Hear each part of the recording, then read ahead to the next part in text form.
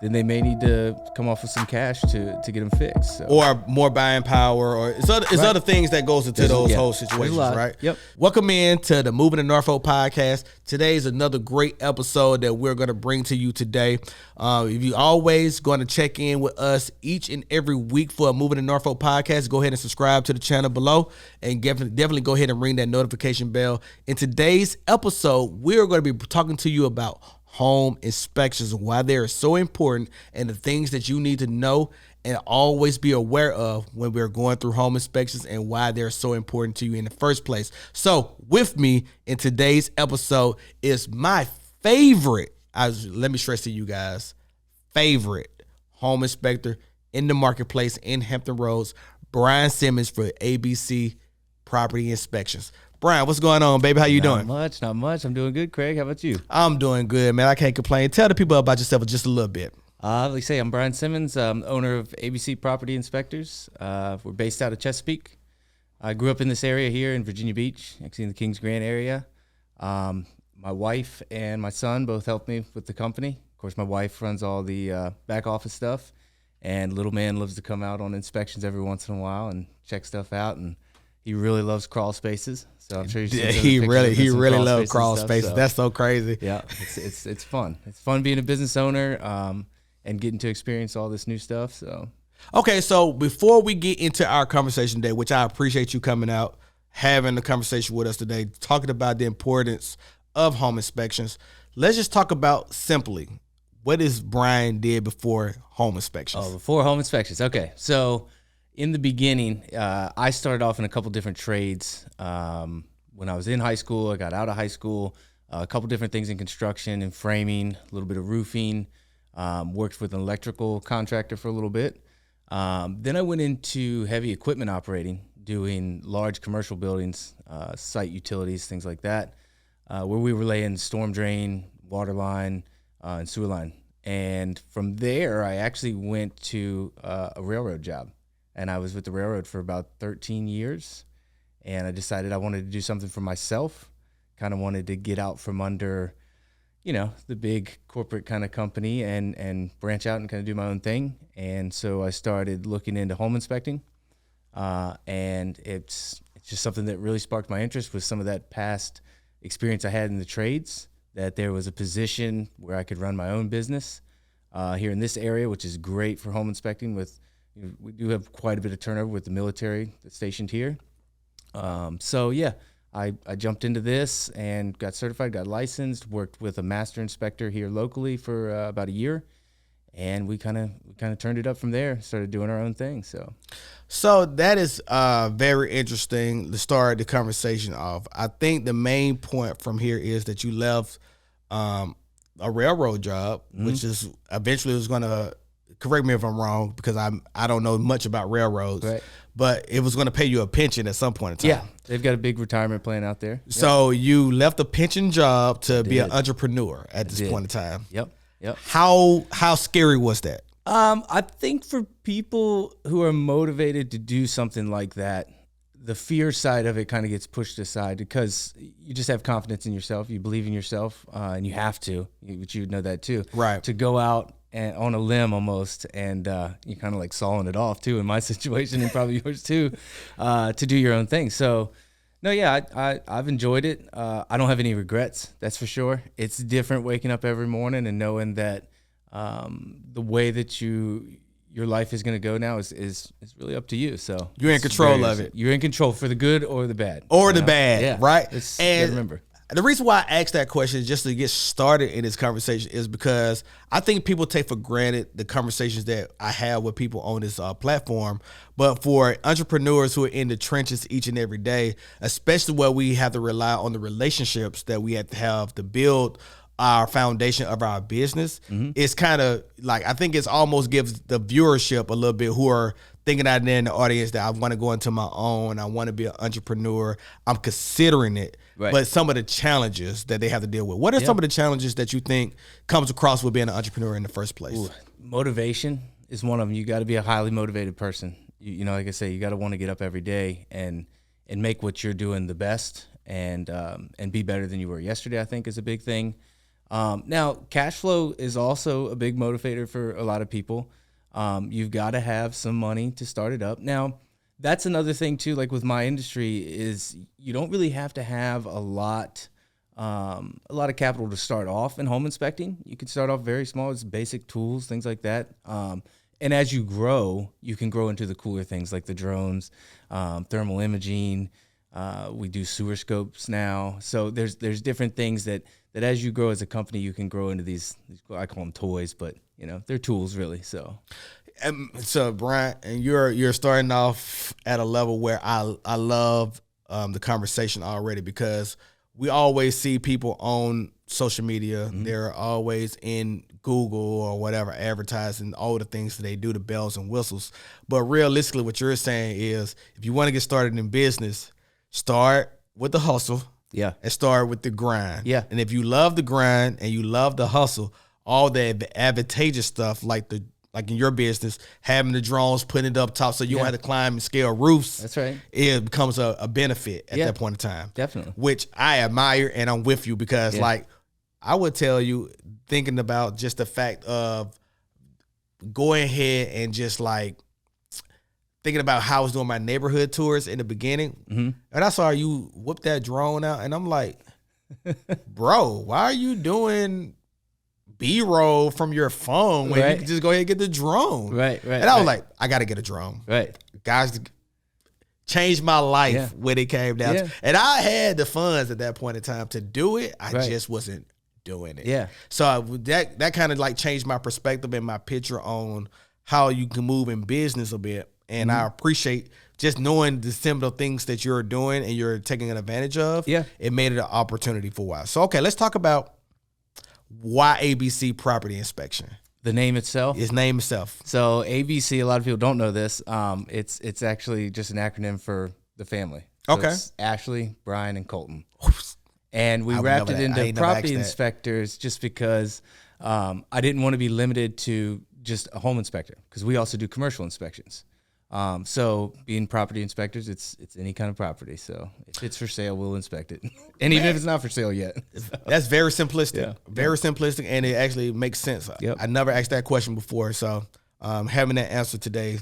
Yep. I always wait. I don't freely give that information out. That's a good one. Okay, so I'm already starting off on a good note for today for this interview. All right. So let's talk about what are some of the business perspectives that ABC Property Inspectors actually offer?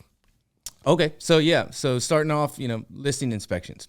That's probably one of the least popular ones, just because people don't know about it. And so reaching a home inspector's client base sometimes is a little bit difficult.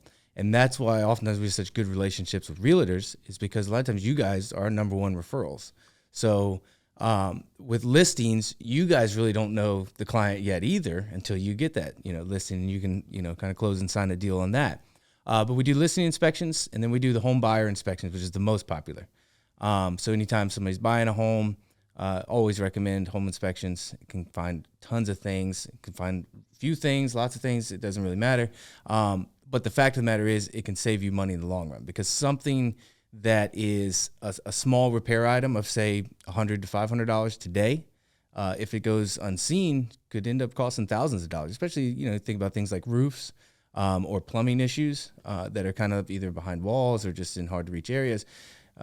Common home buyer isn't going to see these areas. I've never seen a home buyer crawl through a crawl space. And maybe you have. Maybe they're like, I'm not going to get an inspection, so I'm just going to crawl through this thing myself. Never seen it. Right. So, that's a definite benefit there. Like I mentioned before, we do commercial inspections. We do new residential inspections, so new builds. And on top of that, with the new residential, we also do the 11-month inspections. So that's their warranty inspections that you have done before your builder's warranty wears out. And then, let's see, on top of that, I think that about wraps it up. Of course, annual maintenance inspections. I always recommend those to people, and that's what we usually try to do, is contact our clients, within that year range, even if it's not a new home, and just say, hey, how are things going? Would you like to have, just an annual maintenance inspection? So yeah, I think it's beneficial, especially to homeowners who, everybody's busy. Everybody's busy, and sometimes you take your home for granted. You definitely do. Come home to it every day, just open the door, close the door, go to bed, kind of thing. So I get it that everybody's busy, and having a home inspector that you trust that came out and did your first inspection, to come out and be able to do just a maintenance inspection with you, which you know that. I love having the clients there for inspections, to walk around and say, hey, maybe some attention needed here, there, whatever it has. So before we get into the dialogue, because you just gave us all your services, I got questions. Okay. And my questions are going to be like, we're going to go straight through them. Let's hit it. So at the end of the day, before we get into those questions, what really made you feel like home inspector was your calling? That's a good question. I guess it's a full package for me. The fact that I get to interact with people, which I enjoy doing. At some of the jobs I've had, you're kind of to yourself, or maybe a small crew that you're with. But in this job, I mean, you're talking hundreds, maybe thousands of people that we're in contact with on a regular basis. Clients for one instance, and then realtors for another. So that was a big thing, is getting to mingle with people. I do enjoy that. The socializing part of it. And then on the work side of it, I do love inspecting. I love the idea that you're going into someone's, dream home. When somebody's purchasing something, a lot of times they do get blinders on. And they don't see some of the things that to me stand out as obvious. And there's been plenty of inspections I've went on where, I mentioned something and they're like, oh, I never even thought about that. I've never looked at that. Is that not good? And it's like, no, but having the ability and the knowledge and kind of experience to fall back on to explain those things is another thing that I really enjoy. I had a home inspection years ago, and I don't really have any complaints about it, but I really don't have anything that I can remember that was memorable about the home inspector or the inspection process itself, or the report for that matter.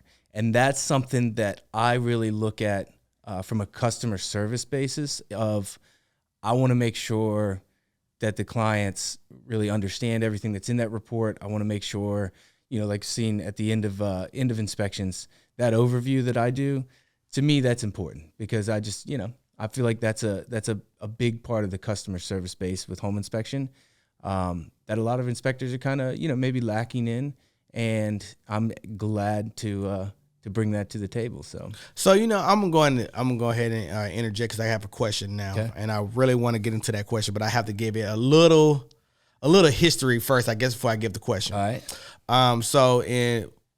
For those who are not aware, on the Moving to Norfolk podcast, I was in the military, obviously, and I moved from San Diego to Norfolk in 2020.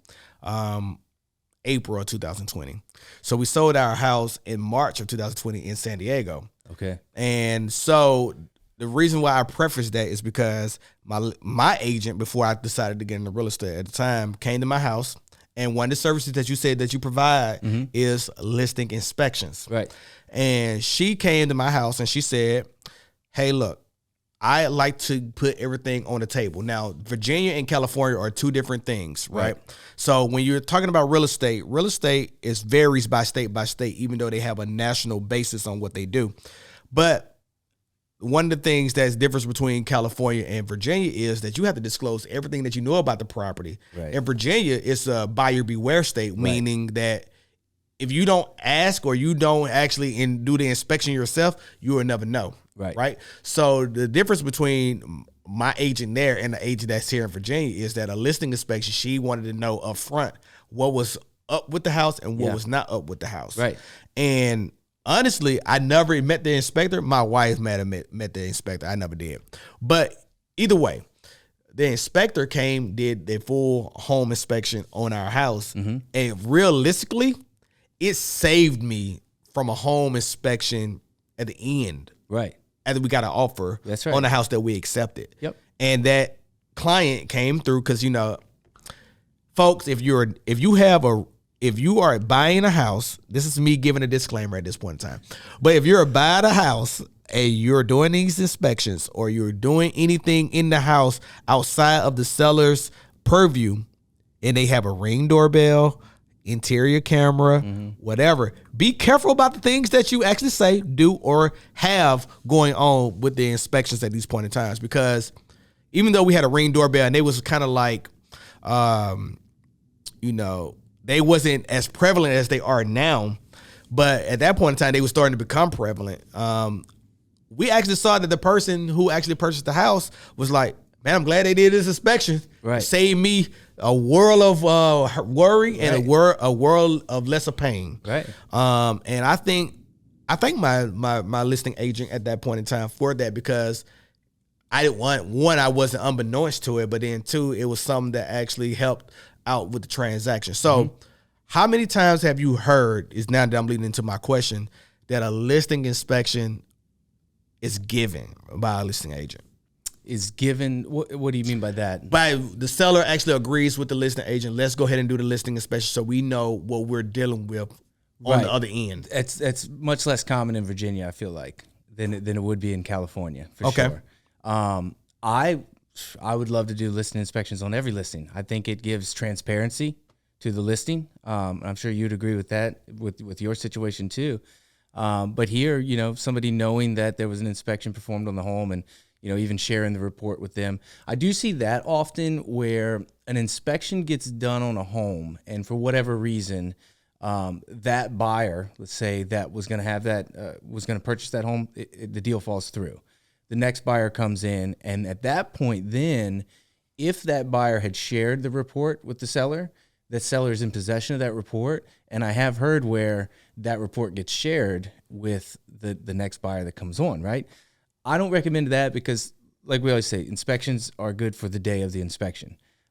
In a month, anything can happen to a home in a month, you know? So it's kind of, you know, buyer beware there also of, you know, you're getting some goods that were purchased maybe a month ago or something like that. So, but no, yeah, I think that listing inspections do add a ton of transparency to your transaction for sure. But do you think they are, in your opinion, in your expert opinion, do you think they provide value?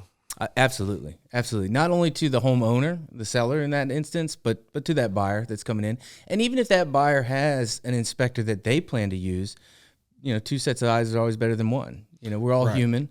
There's things that an inspector can miss in an inspection. So yeah, having two inspections on a house is even better than one, right? Yeah, I mean, so especially if you only have to pay for one and then you still come out on the other end of getting two inspections for the price of one. Exactly. I think the only thing that a seller may have a problem with in this instance, where I guess I can see both ends of it. Like in California, I didn't think about it twice. I just thought it was like, okay, if my agent who is my advisor, who is I'm bringing on and I'm paying a fee for them to do their job, if they think this is the best practice to go forward with in our sale, I'm going to listen. Yeah, because they're the expert more so than I am, right? I could go without them, but then who knows where I would be at that point in time. Right. And who knows what, I guess it's kind of almost how much equity did they preserve in my house? Because when the report came out, and me and my wife obviously the agent told us what their perspective was based on what the report said, what we should worry about and what we should cater to. Right. And me and my wife had a conversation and we decided, hey, these are the things that we're going to pay for in advance of putting the house on the market. Yep. And I felt like that helped preserve our equity. And I think that you just mentioned it there. I think that's the key to a listing inspection, is doing it in time that your budget as a seller can work with some of those repairs that may come up. Yeah, because I feel like so maybe 3 months, 6 months, depending on your situation, before you plan on going live with the listing, that would be the time to have that listing inspection, not the week before you're going to go live. Absolutely facts. Because now me and you were talking about this in scale, right? Yeah. When I go back and I started thinking about it, it's I felt like let me think about this for a second. We listed the house in March and we got an offer like within the first 7 days. We got multiple offers in the first 7 days, but and this was during the I hate to say it was during the pandemic because people will take that as, oh, you really didn't need to do it. Right. But how do I position this? We sold our house before the pandemic was really the pandemic. Right. Okay. So like I had no clue what was going. If I would know what I know now, I wouldn't have even done the inspection. I would just I might not even put it on the market. I don't even know at this point. But either way, I came home for Christmas. We met with an agent. We met with multiple agents. We met with like 7. This agent came in and just felt like it was a breath of fresh air. that agent actually took this project on and kind of advised us on what we should do. We did the home inspection, I want to say in January. We listed the house in March, so we definitely had 90 days. So we piecemealed the things that she advised us that would probably be a problem for buyers. Right. And we addressed those issues and we corrected those issues. And then we put the house up on the market in March. President Trump said March 12th, I'll never forget the date, March 12th, 2020, he says, we're shutting down the borders. Right. I left Romania. I was stationed in Romania. I left Romania March 13th because if I didn't leave Romania March 13th, I was not going to be able to get back into the country. Right. So, and I was supposed to leave, I was scheduled to leave Romania April 20th of 2020. Right. So I left a month and 7 days advance because of what was going on, so I could get home. Yeah. And I got home, by the time I got home, the house was already sold. We already had a contract. We was already on the contract. So like 2 weeks before that or whatever, we was already on the contract. I got home in town, we closed, and then we moved to Virginia. But during that time frame, like you said, if it wasn't for the pre-inspection, we wouldn't know how we would have been able to address some of the things that would have been probably challenges. Right. But addressing those challenges in advance saved us the opportunity of not worrying about them on the back end. Yeah, absolutely. So I do agree with you that it could be unique situations where there's something that you'll want to, but a lot of buyers are like, I need to sell. Well, a lot of sellers are like, I need to sell this as is. Right. And sometimes that's leaving equity on the table. I think so. I agree with that. And that's the same with, even in the situation, which we see a lot where, like you said, kind of an as-is home being sold or an inspection that's information purposes only. I always kind of laugh at that because what I say is like, I feel like all my inspections are information purposes only for me. I'm not asking for any repairs. Right. I'm going in there just to give you information only, right? Yeah. So I kind of always laugh at that. But I get it. It's that the seller isn't going to make any repairs. But yeah, so that's kind of to speak to your point there. It makes sense. So, okay, so just to give the audience some type of idea of how often this happens in Virginia. How many times have you done a listing inspection? Oh, in comparison, I mean, I would say less than 10% of our inspections are listing inspections. Okay, got you. All right, so let's move on to the buyers because we're going to come back to these percentages in a second. Let's move on to the buyer's home inspection. How often would you recommend that a buyer's home inspection happens? Every transaction. If you're Why? buying a home, it's one of the single most largest investments you'll probably make in your life. And so with that being said, my question is, why wouldn't you have somebody take a look at it? Okay. So, like, I ask these questions particularly based on, I don't want the viewership to actually think, well, Craig's a real estate agent, right, and he's pitching that you should do these things because this is what you want. I want vendors in the area who are actually doing these things each and every day to kind of speak to why they are so important. Yep. Why do you think that buyers, I know you said you leveraged it already with that it's the most important purchase of your life, but what other reasons why a home inspection could be so important for a buyer? Well, a lot of times there's buyers out there that just don't have any kind of experience with homes, with owning a home. Either your first time home and maybe you're lucky and you're moving straight out of mom and dad's house and you're buying your own home, which is awesome. I didn't get to do that. I've rented for a while. I didn't either, Brian. A lot of people rent for a while. Well, when you rent, you fall into that kind of area of something's not working right. I call somebody, right? Well, when you move in and buy your own house, you are that person. So you might as well just, save yourself the phone call there. Right. It's going to be you. Right. So I think that's an important part, especially for first-time home buyers, is that I like to walk people through the house and show them all the components and systems of the house, show them how things are working, explain to them, some of the concepts that are working with the building structure itself and just building science in general. Because I think it's helpful to know, like I said, there's things that I learned in my home inspection, when we bought our house that I didn't know before about a house. And so that was kind of interesting. Me and my wife both, we were pretty young when we bought. We were fortunate to do that. So yeah, on that instance, being able to walk first-time home buyers through. Now, when it comes to, seasoned home buyers it's important too to have an inspection done just because of the fact that every home is different. The age of the home sometimes doesn't matter as much, but sometimes it does.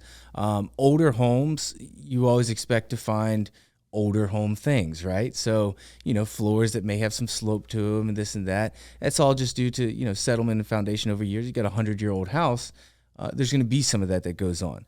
A new home, you shouldn't be finding those things in, right? So, Brian, I got to stop you. Oh my goodness. I got to stop you real quick. And you hit a pain point of mine right now. Okay. I have a buyer. Okay. And this buyer is actually pre-qualified for about let's call it 260. Okay. And he wants the house in Norfolk. All right. Every house in Norfolk that he's looking at in the 260 range has a slope flooring. Right. How bad is that? Well, over time that you've seen in certain houses. Each house can be different. Every house can be different. Depends. It really depends. Okay.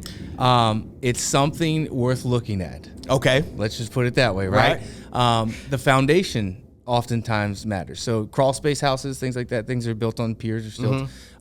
Over time, if something, like I say, is 100 years old, you're going to get some settlement, some shifts, some movement, things like that.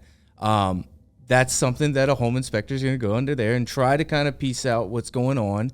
And then if there's enough of an issue there, they're going to refer you to an expert, which is going to be a foundation expert who's going to come out and then tell you, hey, this settlement over here. And those guys, they come in and they can add some new piers into areas that are lacking in it because building standards have changed over the years. So the span of the floor joists in the early 60s or before that was much larger than it is nowadays. Nowadays, they're keeping things a lot tighter. So the span of things change. And in doing that, that can change some of that slope in the floor. Another fact of the matter that people don't often think about is a house that was built, say, pre-1940, all right, wasn't really intended to have the kind of weights in it that we're bringing in nowadays. They didn't have these giant refrigerators. They didn't have these giant sofas. They didn't have the giant wardrobes that most people have. You think about it, you probably have over 500 pounds of clothes that you're throwing in your closet compared to in, don't judge me, in the Brian. 40s, and hey, I'm being kind of nice there. So, all the different things nowadays that weigh just so much more that we throw into houses appliance wise, for instance, changes the way that house is gonna react to it. So that's one of the biggest differences, slope floors. But like I say, slope floors, I don't know. I wouldn't run away from it if that's what I was looking to get. But I would definitely want to have it looked at and make sure that they're not going to continue to slope until it's too far gone. So. Well, and see, I think that's hard for buyers. Like, I think it's a slippery slope for agents versus a home inspector because if an agent points that out, I feel like a buyer will look at that at every single turn, right, as a reason why not to purchase a house, right. And you can't convince them otherwise, but you can't tell them to put an offer in on something that they don't feel comfortable about, right, and get a home inspector because you don't want to continue to pay a home inspector for multiple inspections if you can avoid it. And I'll tell you this, and this has always kind of been one of my my talking points with clients and stuff, is that the day that a home is built is the day that it starts to deteriorate, right? Which just means that now we're looking at how well was that home maintained since the day that it was born or built, and it's no different than us. Right. The older we get, we start to deteriorate. It's what you do with those signs that you get, that your body gives, that I think are the most important. And it's the same thing for a house. Original homeowner taking care of things when things start happening, little cracks above, doorways and windows can be signs of a little bit of settlement, things like that, and drywall. Or plaster for homes of that age. But the most important thing to remember is that everything, and I say everything, can be repaired. Now, sometimes it's a matter of budget. And so for your buyers, that's where, like you say, that's kind of, for you, like slippery slope. For me, it's kind of, you really got to look at it and see what's going on down in the bones of it all, in the crawl space, and see what's going on. See where why are the floors sloped? Yeah, and I think that's one of the things that we deal with a lot, where we don't really get into those weeds a lot because you really and truly, I can't call Brian for every single thing. Right. We got to kind of determine if this property is for you at that point in time. Yeah, and sometimes, like you say, there's never just one reason. Right. So that's hard to even answer the question here is, hey, slope floors, do you walk away? It depends. It depends. Number one thing is it depends on the budget. The budget of the buyer. If they got to have level floors, then they may need to come off with some cash to get them fixed. So. Or more buying power, or it's other things that goes into those whole situations, right? Yep. So let's move on to, because we could talk about buyer inspections all day long. I know. Yep. So let's talk about the 11-month inspection a little bit here, though, because a lot of people are unaware that usually when you buy a new construction, it comes with a builder's warranty, right? And especially in Virginia, it definitely covers everything. That's what do they label it as? It is not. Oh man, I can't remember what it's called now. Oh, either way it goes, whatever it is, structurally or internal or external, it becomes over 11 months. You have up 12 months. You have what they call a builder's warranty. Right. They'll repair it no matter what it is in 12 Material months. defects. Material defects. Yeah, that's what it Yep. is. So typically, I advise my clients who are actually purchasing new construction, hey, 10 months to 10 months and 15 days, Right. we need to get your home warranty inspection booked Right. for the inspection for the builder. Right. And we bring in an outside resource. And I got one coming up. I got one now that's on the docket because you'll be the one who will do it. But once that happens at his 10 months and 15 days, I book it. You'll come out. You will do the inspection. That's right. And then we don't even care what the inspection says at that point. We take the inspection and we send it over to the builder and say, we want all these corrected. Right. Talk about that just a little bit. Right. So yeah, same. It's the same basic principle as a buyer's inspection or listing inspection, where you're going through the house from roof to foundation, and you just running the house through its systems, through the paces. New homes are unique in the fact that everything in it is new. It's almost like sometimes you buy a new car and there's some bugs here and there that have to be worked out. And that's the importance of having that 11-month warranty inspection, is that, we'll come and find the bugs that need to be worked out, not literally, but some of the bugs and some of the systems that may need to be worked out, or some of the things that during the construction phase, just some of these new homes, they're new concepts, they're new ideas, they're new building science being brought into the picture. And sometimes those things just have, some defects that aren't apparent at the time of construction. So that's really the importance with that 11-month, is you want to make sure that you're holding, the contractor, but that 11-month, that 1-year warranty, you have it for a reason. So why not use it?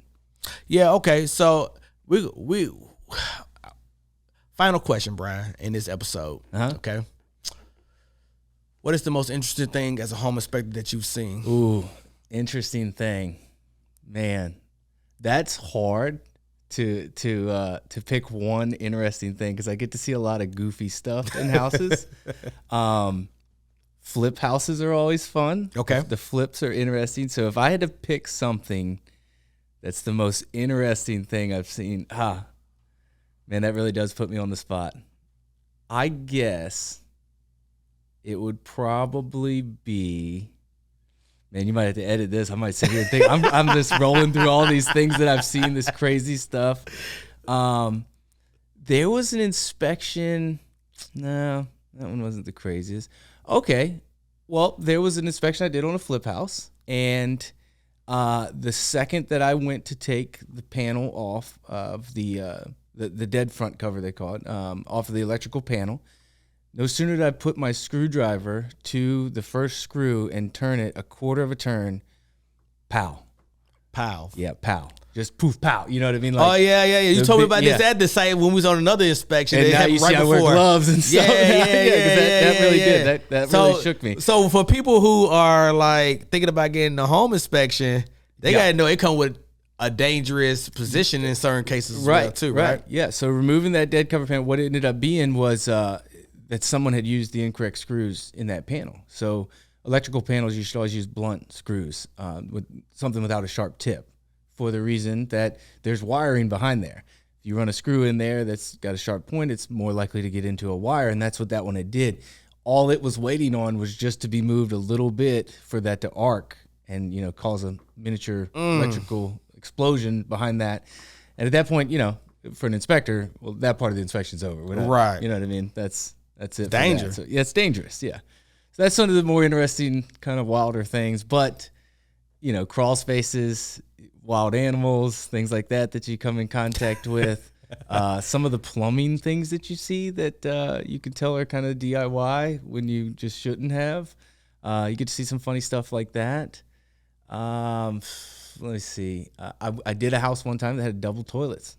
Like side by side, we could sit and hold hands and use the bathroom. You ain't seen that together? Yeah, side by side, his and her. Primary bathroom? Yeah, it was in the primary. Oh, yeah, man, of course. that's really crazy. That'd be really weird if it was in the guest bathroom. That's really wild. You see Oh, some man, strange stuff. wow. You do. Okay, so look, let's tell the folks where they can find you and ABC Property Inspection. ABC Property Inspectors, we've got a website you can go to. It's www.abcpropertyinspectors.com. It's a pretty neat website. You can go on there and get a quote. You can check our schedule. You can book from right there. You can do all these add-ons and things that we talked about for the inspections. You can also go follow us on Facebook. We've got an ABC Property Inspectors page, Instagram, and now TikTok. Now TikTok. Man, I tell you what, our friend who was on our previous episode, Home Loans with Deanna, no TikTok, bro. She's got to get the TikTok. She got to get the TikTok. So if you haven't seen that episode, definitely check that one out, but definitely check this one out if you have not seen it in full. I really want to just stress, when it comes down to home inspections, ABC Property Inspectors have you covered. I definitely highly recommend them. Only time I can't recommend them when Brian decides to go on vacation and he don't tell nobody in advance. But anyway, hey, so look, definitely check out their page. Always, if you got anything or any questions or concerns when it comes to home inspections, reach out to them. You have my full endorsement from ABC Property Inspectors that they will be one of the ones to take care of you. Brian, I appreciate you for being on the show today. Thank you, Craig. Appreciate you. Appreciate your service, too. Hey, no problem. I appreciate it. Hey, so check this out. You already know what time it is. This is the Moving to Norfolk podcast. Once again, we're bringing you another banger with another top vendor in our city. And if you want to be on this episodes or you want to be on future episodes, definitely reach out to us and we're going to bring it and make it happen. So we'll catch you in the next episode. Y'all be safe. Peace.